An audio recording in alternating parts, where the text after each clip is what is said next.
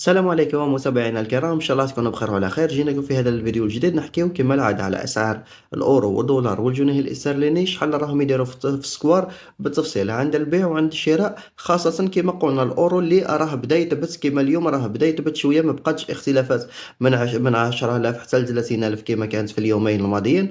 راه في اغلب الولايات بدا يثبت ويتحدث عند رقم معين، وبحول الله راني نذكر لكم اسعار الذهب، رصيد في رصيد الباي بال ولا الوايز ولا اي بطاقه اخرى قلنا تجي اغلى اغلى بكثير من الكاش. وحتى اللي راهم في الغربه نقول لهم شحال يدير الاورو بالتفصيل، لانه يختلف شويه دائما على هنا شحال راه يدير في الجزائر. قبل ما نبداو متابعينا الكرام، نتمنى منكم تصليوا على النبي عليه افضل الصلاه والسلام، ديروا لنا الاعجاب والاشتراك فضلا وليس امرا باش توصلوا بكل جديد. نبداو اولا بحول الله متابعينا الكرام مع اسعار الذهب اللي راهي ظاهره في الشاشه غير بضع ثواني وتختفي الان. نبداو مع الاسعار، نبداو بالجنيه الاسترليني حتى نختموا بالاورو كما العاده. اولا 100 جنيه استرليني راهم يشريو فيها اليوم في السكوار 2 ملايين و980 حتى 2 ملايين و990، يبيعوها لك 2 ملايين عفوا، يبيعوها لك 3 ملايين و20 حتى ل 25، تختلف على حسب الولايه وعلى حسب الكميه كما العاده. اما بخصوص الدولار، 100 دولار يشريوها لك اليوم في السكوار 2 ملايين و370 حتى 2 ملايين و390، يبيعوها لك 2 ملايين و400